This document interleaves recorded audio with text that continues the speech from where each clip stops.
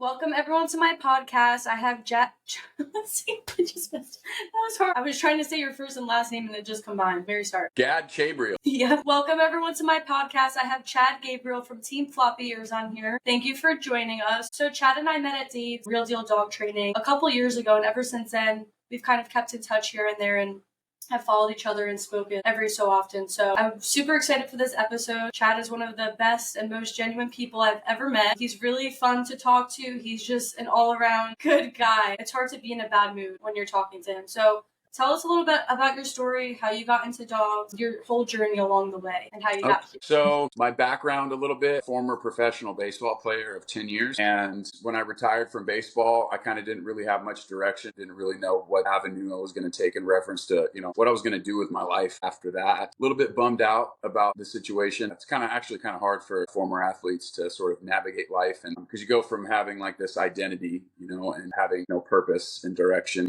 having like the goal, which was for me to make it to the big leagues, in which case I obviously didn't. So after my minor league career came to a halt, I was sort of lost and with kind of looking for, actually, I wasn't necessarily looking for like a new identity. It's just something that sort of like came about. And like my story is just very unique in that, where we are today came to fruition just by meeting people at the right place at the right time, namely my wife. So at the time, obviously, she wasn't my wife, Kyla. She's the one that got me into dog training. And something that I've said a lot that people are a little bit, they get surprised about is like, because I was so immersed in my professional baseball career, I didn't even know that dog training was a profession. But when I retired, I always like wanted a dog. And when I retired, again, I was kind of searching for like purpose and that type of shit. Didn't really have much to live for at that time. I hated my job. I was just like in a grumpy mood all the time. And so one day I decided to get a dog, and that's my dog, Rosie, Rosie. And so at the very beginning of new dog ownership, I sort of started to realize that I didn't know what I was doing at all. And I was just making every single mistake in the book. And so by the time Rosie was about 2,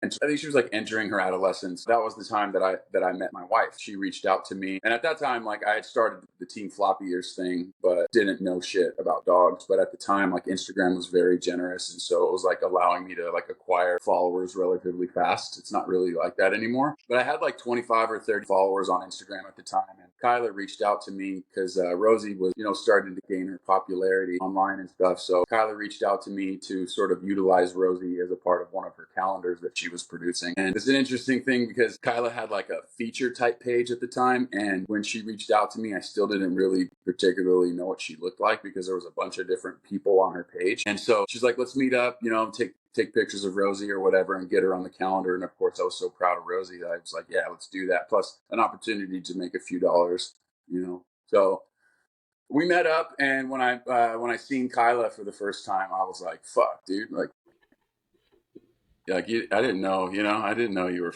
She's stunning.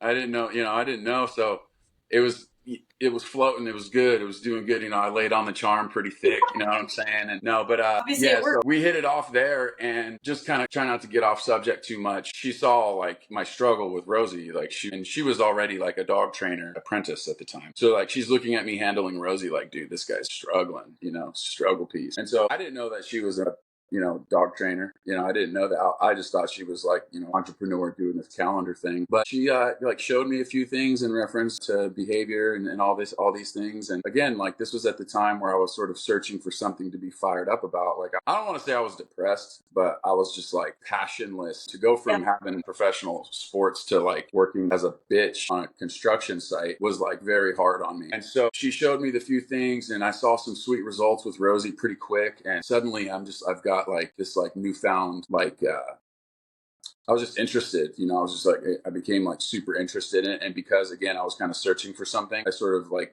then started to become like fully immersed in the idea of, training my dog and the dog world in general.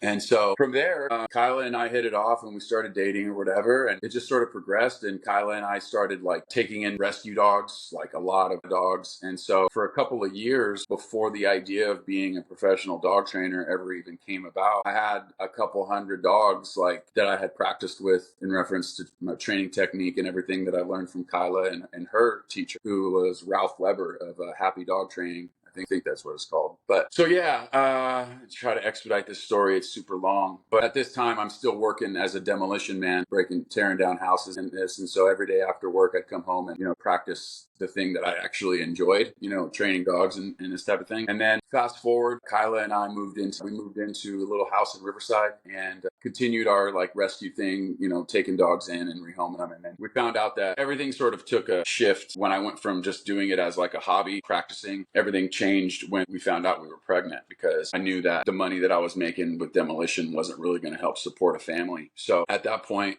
with my experience with the dogs up to that point, I was just like, all right, well, this is sink or swim.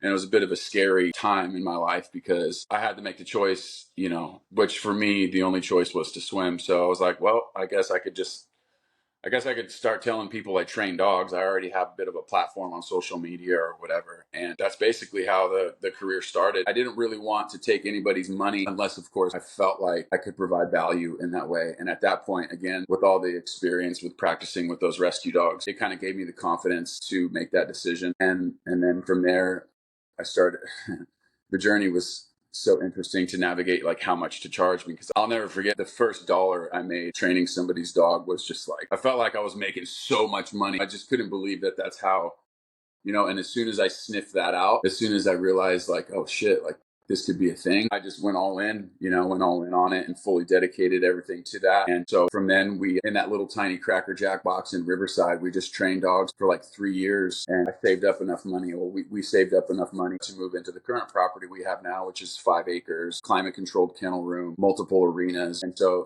that's a very consolidated short story in reference to like how I sort of got into it. Yeah, your property is awesome, especially I don't think people realize unless they've been to California how big of a deal 5 acres is in California. Yeah, especially like right here, like in the heart of like Corona. Corona is like very popular. I didn't realize that's where you were. Okay, yes, that's even more of a big deal.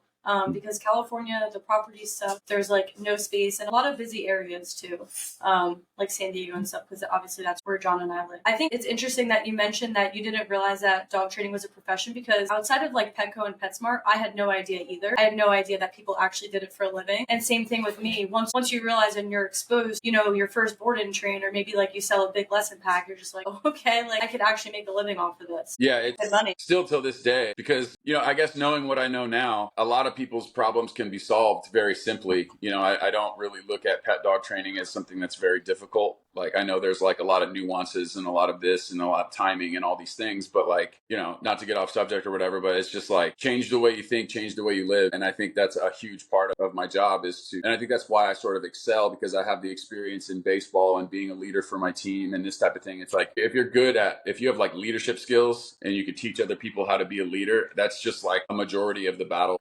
So introduce us to the dogs that you have now. Obviously, we talked a little bit about Rosie, but tell us where you got her and then the other dogs that you and your wife share. Yeah, so I got Rosie. She was technically like my first dog. I mean, I grew up around dogs and shit like that, but we all know that doesn't matter in reference to your knowledge of dogs. But like, my mother owned a pet grooming shop, so I was always around dogs, but I never really like had my own dog. So namely, by the time I became an adult, I signed my professional contract at 19. And so from the age of 19 to the age of 30, like I was fully immersed in athletics, so I couldn't have a dog. I was traveling the world doing all that. So Rosie was my first dog. She was the dog that sort of like revived my life, after my baseball career. So Rosie is like the face of my company. She's a little pit mix I got off Craigslist, because I mean, like, I know you're there. It's like, you don't know where to get a dog. I just knew at the time that I could find them on Craigslist.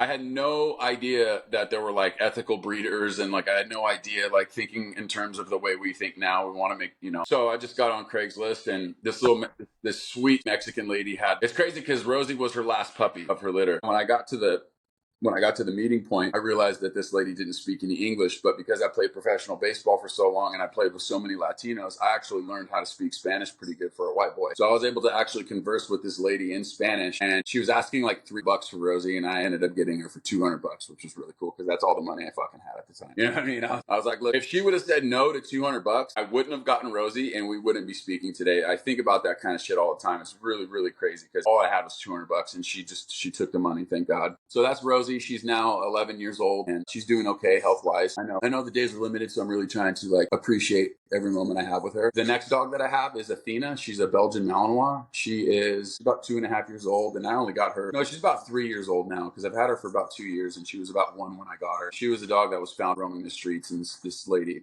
I did it. I took her in as a favor to a friend because these days I don't really do the rescue stuff as much. I tried to rehome her twice and it didn't work out. Hey, can you not be loud, please? Belgian, or excuse me, these little cats, these little leopard cats. I forget what they're just loud. Meow. Bengal? Yeah, Bengal, Belgian. I'm just talking about my dog.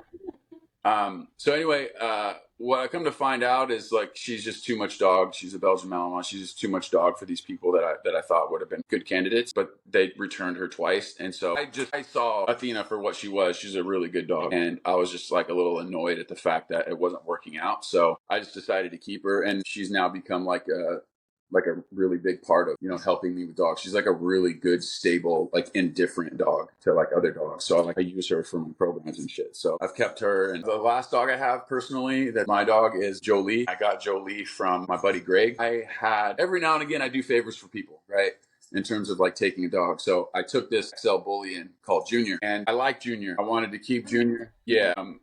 I actually relinquished him to Dave for a while, and it didn't work out with Dave because I guess he wasn't the dog he needed or whatever. So I took Junior back, and I like Junior a lot, and I was going to try to keep him. In the back of my mind, I was like, all right, well, if it doesn't work out, I could rehome him, but I'll keep him for a while. I kept him for a while. I had another dog at that time called King. King was a standard American bully, and I was also considering keeping King, right? So I had them both at the same time. But I ended up rehoming both of them. King was a very dangerous dog, and Junior also had his things about him. And because of the business I'm running here, it just became too much to manage. And between, my family not being comfortable with King around, it was just one of those things where I couldn't deal with it. It was just too much responsibility and also liability, that type of thing. So I rehomed both of them. Junior, Jolie's daddy. So Jolie, the dog I'm telling you about, like, came from Junior because Greg ended up breeding Junior XL bully to his dog Nala. And I knew Nala, King Corso, because Greg had brought me, and I knew Greg because he brought me his dogs previously for boarding. And I knew Nala.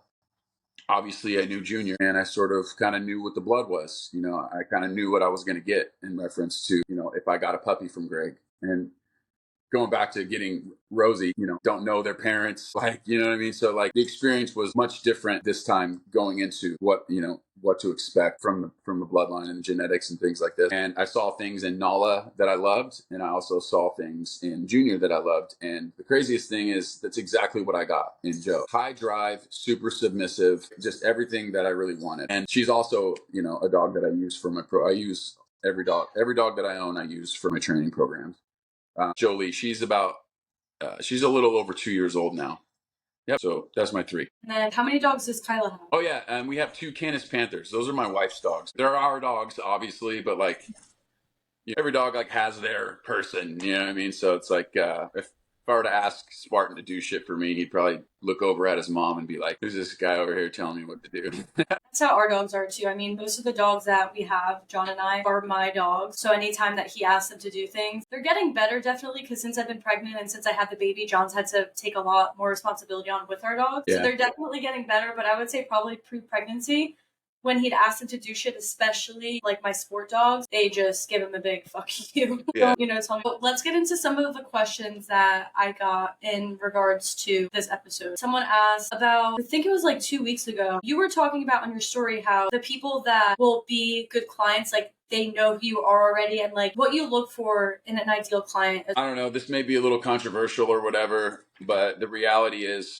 people want to work with somebody, at least in my experience, people want to work with somebody that they align with. And as you know, if you follow my stuff, like I don't get overly political or anything, but I think I do like where a lot of people can kind of make their assumptions in reference to like, where I fall on that spectrum. And I just think that's a strong alignment. It's a very strong alignment. So like from that perspective, I don't tend to have very many problem clients because we like align in other areas of life aside from the dog training. And I know that might sound some kind of way, but all I could say is anytime I've ever really had a problem client, it's usually come from people that I don't really align with. And But with that said, I don't get a lot of problem clients because, again, like, even though I'm not overly vocal about, where I stand with things, I do put out enough content and enough of like who I am as a person. And I do put out enough of like what I think in reference to like what's fair and appropriate and ethical training and things like this. And so I give people a really good opportunity to like see what they're in for.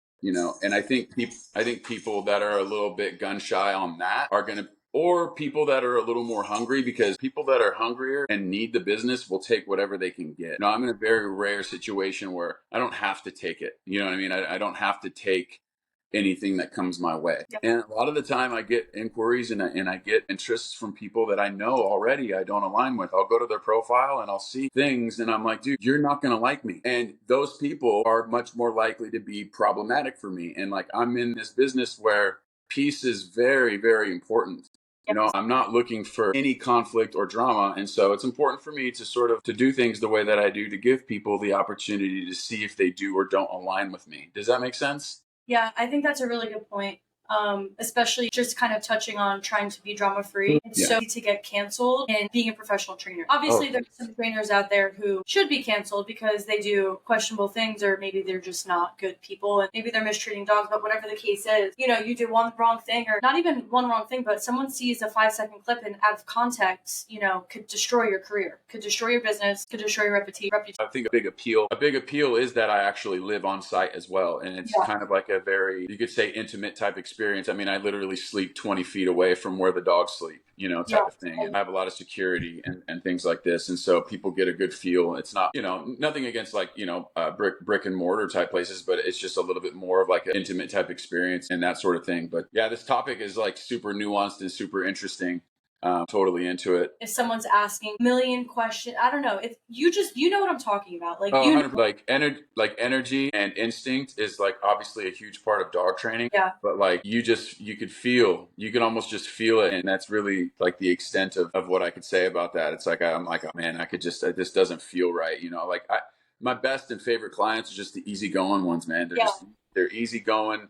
You feel like you yourself around them and not really, you don't have to watch every single thing that comes out of your mouth. Yeah. And again, it's really like understandable to be like, curious and want to know like this and that. Like, obviously, like this is your dog. Yeah. But at the same time, like for me, it's like a tiny bit of a red flag when it's like a super like worry rat. Like, dude, if you don't trust me, like dog here, yeah, like, and if I get the feeling that you don't trust me, I'm not gonna take you as a client. Like, I'm just one of the big issues that we run into too is just people texting every day for pictures and videos. Like, I'll send updates, I'll send pictures, I'll send videos, but it's so distracting when people are asking 24/7. Yeah, pull your dog out for the session to work on like a place, and you're just like, okay, I need to make sure that before the session I'm getting a picture. Now the dog's getting up from place. Like, there's just so many different variables. Somebody somewhere along the line is going to slip through the cracks. You can't be perfect with it, And I think you get better with it over time. Like, the longer you're in it, the less opportunity for the bad apples, if you will, to slip through those cracks. So as far as I'm concerned,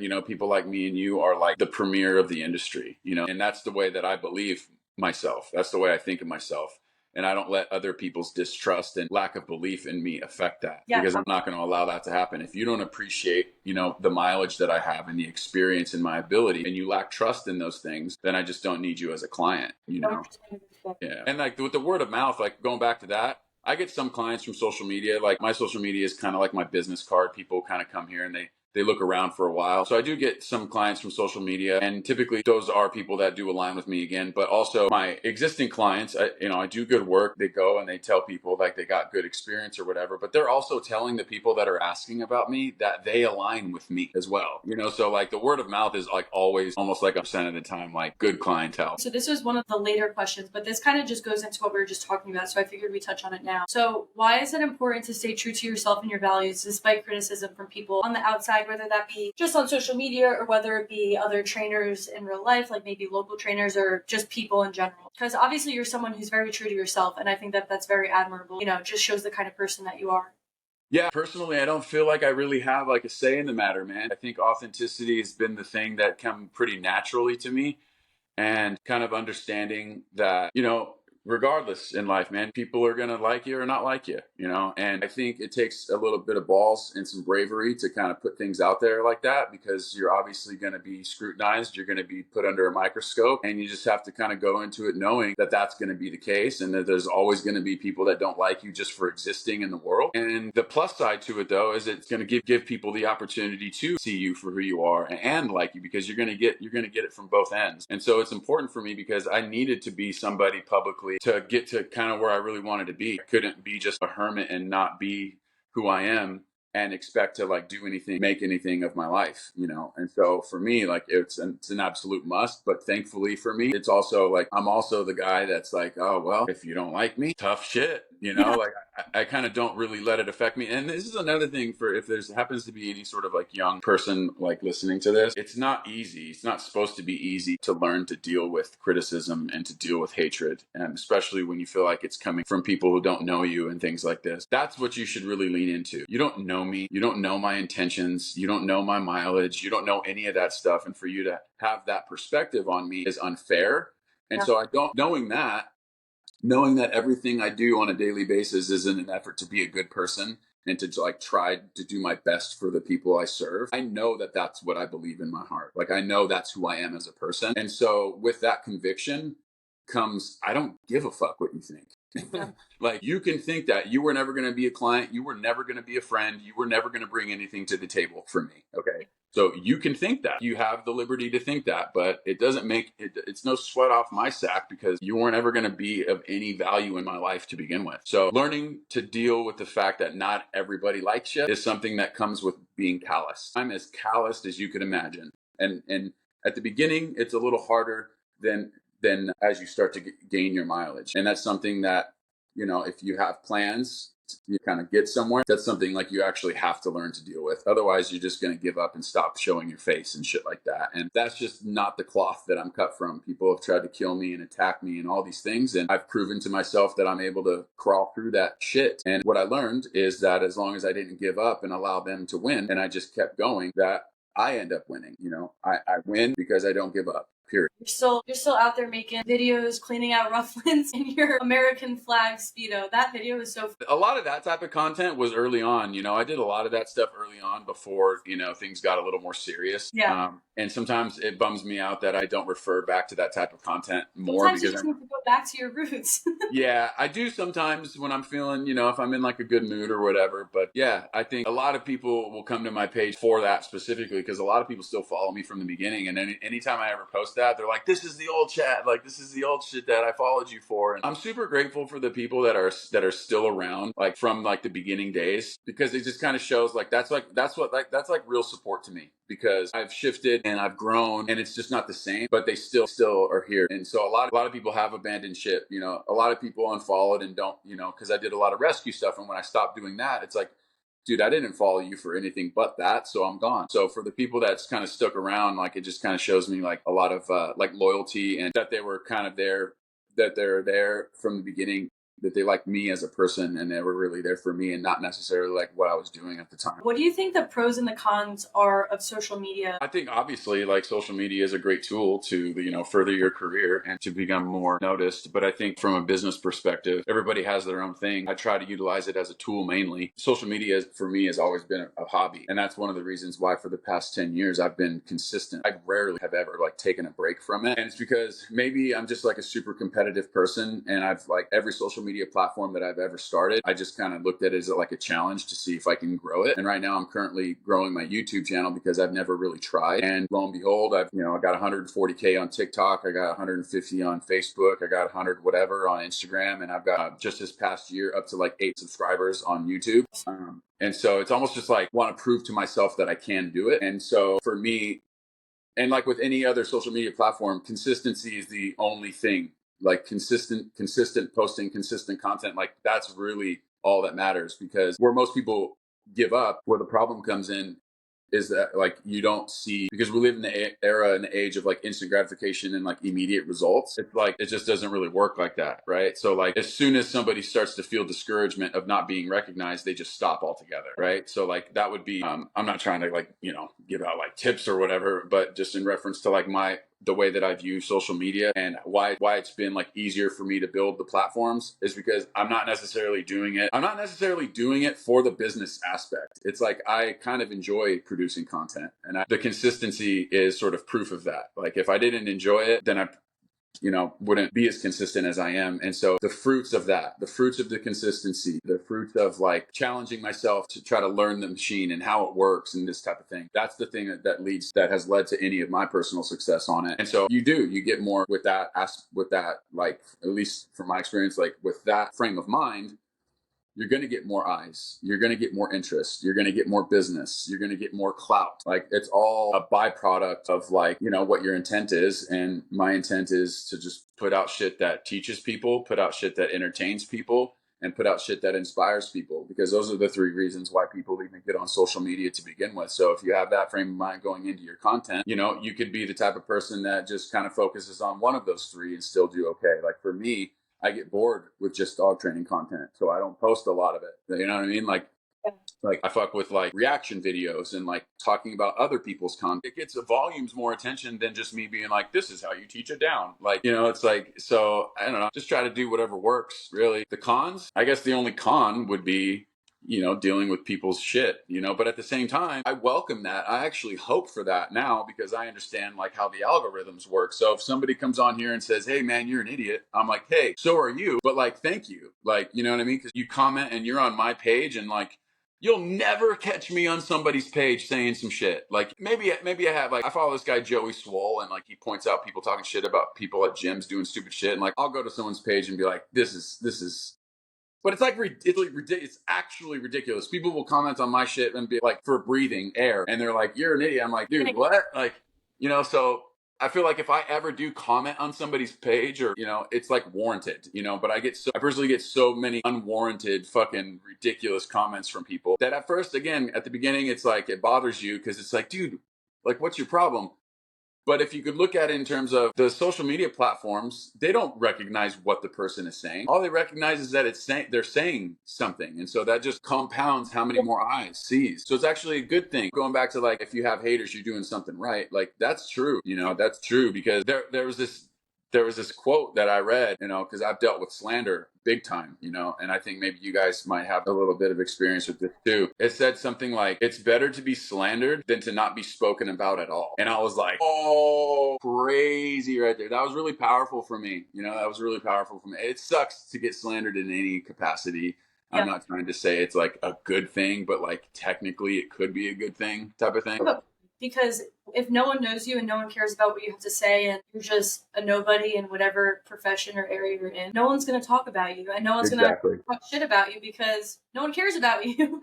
I recently had people coming after me online about a post that I made, and the first thing my husband said was like, look, it just goes to show how important you are, because if no one cared about what you have to say, they wouldn't be posting stories about you. I'm like, yeah, that was a good point. And people have tried and continue to try till this day to get clout off my name, and it's a little bit, again, we're talking about like the pros and the cons of social media. It's not lovely, it's not lovely to see somebody, but if you aren't smooth brained, if you actually can kind of read between the lines, most of the time it's like, this person isn't as popular, and then they're trying to, talk about me. So they, there's been so many times where it's like, talking about me has been the most interesting content that they have ever fucking produced.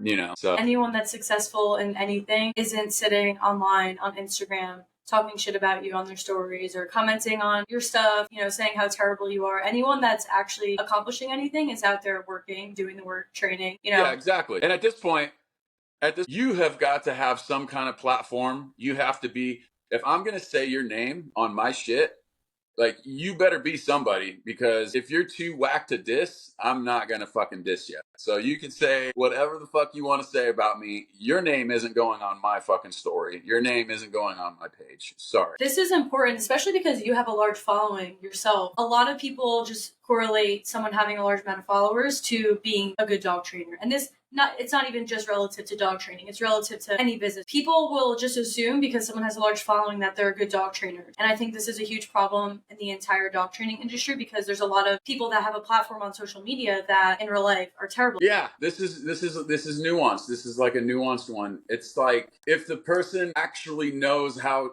how dogs learn. Like that's like, how do dogs learn? Like, do you have like an ethical and like moral compass? Do you care about what you do? Are you passionate about what you do? And can you actually get fair, effective, and appropriate results? Like that's it. Like that's it. And so like there's a lot of people out there with huge followings that would fall under the echo chamber, this narrative that's actual bullshit, but sounds good. Yeah. And I think you know exactly, who and what I'm talking about right now. And it's like, to somebody who doesn't know any better, that sounds great. That sounds really cushy and nerfy and bubblegummy. Like that feels really nice, positive stuff, like real good stuff. And that's rubbish, that's rubbish because that's just not scientifically how dogs learn. Okay. That's just one portion of how dogs learn. That's just one portion. So like you can gain a huge following by having this like narrative, that is complete and utter bullshit, and you could fool a lot of people. But a lot of those people are going to end up over here. Yeah, that's a because good point. because shit is not any better. It's not any better at all. And so that would be that just comes to mind in reference to like which ones are good and which ones may not be. And I feel like there's just not a lot of honesty coming from that side. Yeah. So another question that I got was, what are some green and red flags that you would look for in a dog trainer?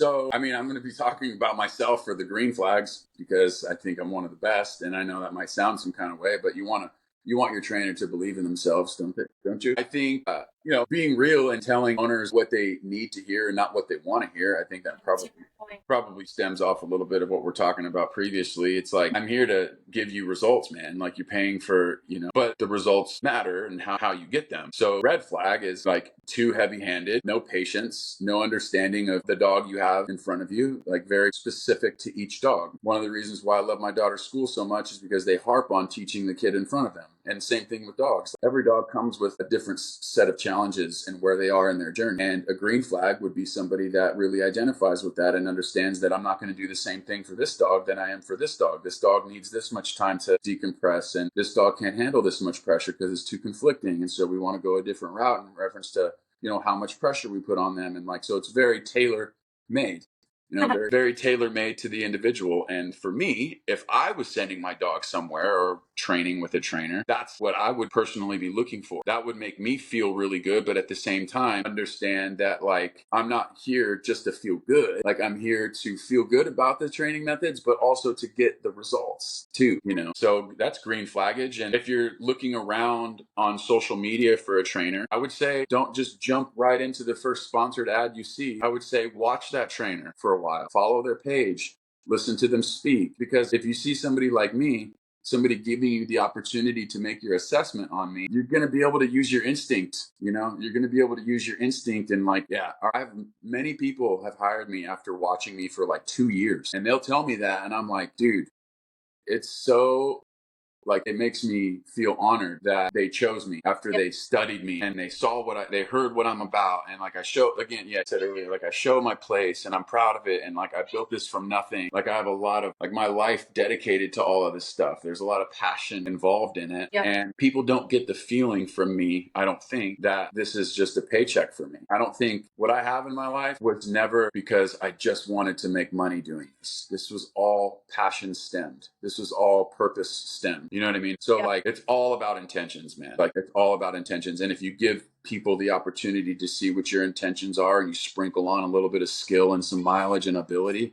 I think that's a pretty good recipe. And I think that's a green flag if you could see that in whoever it is that you're sussing out. Yeah. Red flag, not showing you shit in terms of what they do. Red flags, nothing but pictures and shit. Nothing but like dogs, like show what you do a little bit. How the fuck am I supposed to know what you do if you're never showing or talking about like your techniques or strategies? Like I have to sit there and wonder what it is that you do. And that's not something that I would want if I was, you know what I'm saying? So like that would be like a red flag. How can you set your dog up for success before a board and train? First things first, I would say, because obviously at a board and train, the dog's got to be in a kennel, man. So I would say kennel train that dog, and depending on the case, right? Like muzzle train the dog if the dog's biting and shit like that. So that type of thing. Like you said, the biggest thing would be the crate. Obviously, the dogs aren't going to spend all day in the crate, but they're going to be in the crate significantly more than they would be at home, or the dog might not even be crated at home at all. Exactly. I'm sure that you've run into dogs that have never been crated before, and they go to the crate for the first time at your house, and their world ends. Yeah, Like that's why they think it's fine. that's exactly why I have to have different equipment, man, because some of them want to try to get out. And if I don't have sufficient equipment, they'll hurt themselves trying to get out of those weak little black flimsy ones, you know? Yeah, so I only use rough ones for my boarding trains for that reason, just for safety purposes. Yeah. Knock on wood, I've never had a boarding train ever escape from a rough one. I mean, neither. What are the issues with dog parks and doggy daycare? Yeah, it's just like too many. It's just I mean, the best, in short, it's like Russian roulette, you know? It's just, there's way more risks than there are rewards, and there's very limited reward, you know? It's like people think, and I could remember myself when I used, you know, I learned really quickly that the dog park wasn't a place for us because Rosie got kind of lit up by a husky, and It's always the huskies. it's like guy was like, he's just playing. I was like, fuck you, bitch, I know what playing is. That ain't playing, you know. But anyway, so people think that taking their dog to the dog park is like a favor to them. People think that taking their dog to the dog park is like going to be beneficial, right? But it's exactly the opposite. It's counterproductive in reference to what you're actually trying to do. You're trying to better your relationship with your dog, right? Well, you go there and you unhook the carabiner and the dog's off doing, you know, high level stimuli, learning how to be a psychopath around other dogs, and the risk of not knowing what the other dogs are and like where they come from and what their owner, everybody's on their phone. It's like, it's a very counterproductive place to be. The risk you get, just like myself, we get plenty of dogs that come from bad dog park experiences. Now the dog's reactive to other dogs and they're fearful and all these things. So it's like, it's just one of those things that's really not worth it. To actually socialize a dog doesn't mean dog goes and plays with other dogs. Like, to socialize a dog is to teach neutrality. To socialize a dog is to teach acclimation and to be neutral. That is the opposite of what we're trying to accomplish. I'm trying to strengthen my relationship with my dog. I'm not trying to strengthen my dog's relationship with a bunch of other strange dogs we don't know. Yeah. And going back to counterproductive, like, I'm trying to strengthen my relationship with my dog. That involves me working with my dog. That doesn't, you know what I'm saying? So you're not doing that at all. The dog doesn't identify, hey, thanks for taking me to the dog park, Mom. We're way cooler now. Like, it just doesn't. Yeah, also, even in doggy daycare, I used to work at a doggy daycare before I met Sherrod through the rescue because I was looking to get into dogs, and that was the only thing I could find at the time. And we'd be in a room, not even big, and there'd be like 30 large breed dogs in this tiny ass room, pissing and shitting everywhere because they don't go, like, they'll go out throughout the day when they're put up, but like when they come in groups, they're literally pissing and shitting inside. So what does that teach your dog now? To go to the bathroom in the house or in an indoor area. None of them are trained. I mean, anyone who's really training their dog isn't sending them to doggy daycare in the sense where it's like basically an indoor dog park. But the dogs are just running around all day, humping each other. They would have us spray the dogs when they're bad with like a bottle, not like water. You put water in a spray bottle and spray them. And one, I don't like doing that. I think that's such a stupid way to correct a dog. And they'd be like, oh, Taylor, like, you're spraying the dogs too much. I'm like, well, they're all attacking each other. The worst part is when you walk in with like a new person or new dog coming in. I mean, obviously, you know, like, it's like throwing a bunny to a pack of wolves. Like, I'm getting humped. Like, I'm not okay with that. Like, I'm not just going to let this, 3-pound lab take my leg and, take me to the ground. So it's an absolute disaster of an environment. Yeah. It's crazy. And I was just explaining that I just got a new client, 9-month-old lab. I was explaining the difference between, the average doggy daycare versus my setup trainer, or like, I'm a dog trainer. So my perspective on things is much different to somebody that lacks experience, or it's much different to somebody whose goal is to get as many dogs in as possible to make as most money as possible into one confined area. At the time, you were just breaking in. You didn't have a fucking shit ton of experience. It's like, that's how most other places are. They have people that lack experience in an environment that they really shouldn't even be in to begin with. Like, sorry, they literally threw you to the wolves in a fucking just a shitstorm of chaos, And it's like, hey, you're spraying the bottle too much. Hey, you put me in a bad situation. How about that? Last one. I just wanted to, obviously, I think you're a huge advocate for the breed. For pitties or bully breeds in general. The last question that we got was the issue surrounding a lot of owners of bully breeds or pit bulls specifically, how they're really just destroying the reputation of the breed, from just not understanding their genetics, putting them in situations where they're going to fail, and then that's what people see online. Yeah, with great power comes great responsibility, and I think the responsibility comes with understanding the truth, and a lot of people want to steer away from the truth in an effort to champion for, said dogs. And while I could appreciate that, the way that becomes detrimental is, oh, they just need love and they just need this, and they baby these dogs that don't need babying, because babying is just going to further, cause more problems. And if you kind of understand the power that you have, well, you're going to be in a much better position to make sure that, everything goes smoothly, because every single bad situation that happens with our beloveds is accentuated times 10 just because of shock value. The media takes any story that they possibly can and they run with it because it's going to get clicks and things like that. And so people are like, oh, well, you're not championing for them by saying that they're genetically prone to dog aggression. What do you mean I'm not championing for them? I'm telling you the truth. Why don't you want to know the truth? You know what I'm saying? It's like, if I know the truth, well, I can make the right moves and I could keep my dogs safe and I could keep any incidents from happening. Understanding what they were born and bred to do, small game, bull baiting. It's like, dog aggression was kind of like bred into them as they started to realize, oh, which ones, dog fighters, they started to realize, oh, they're good at dog fighting and we could bet money on this stuff. So that's where like the dog aggression comes into play. But originally it was just supposed to be small prey and things like this, but selective breeding over the course of a long period of time. And now you have all these watered down fucking backyard breeders. You just don't really know what you're going to get. You don't know if you're going to get that primal motherfucker or if you're going to get that couch potato that everybody thinks every pit bull should be or supposed to be, so it's a very nuanced and complex issue. I think it comes down to understanding like the individual dog and doing everything that you can in your power with training, with knowledge, with truth, so that, the outcome is safe. Safety's first.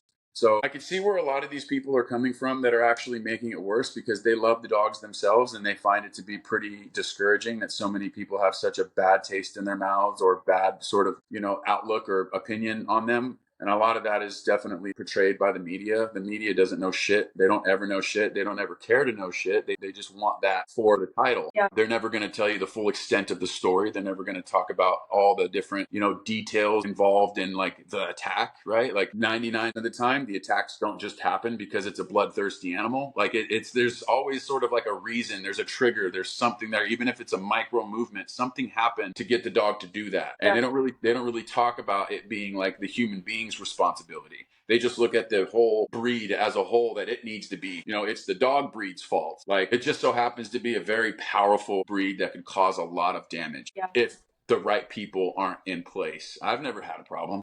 So yeah, it's been a pretty cool conversation so far. I appreciate the opportunity to come on your podcast. I appreciate you coming on. Yeah, for sure. And I wouldn't have done this just for anybody, Tay Tay. So thank you everyone for watching and have a good day.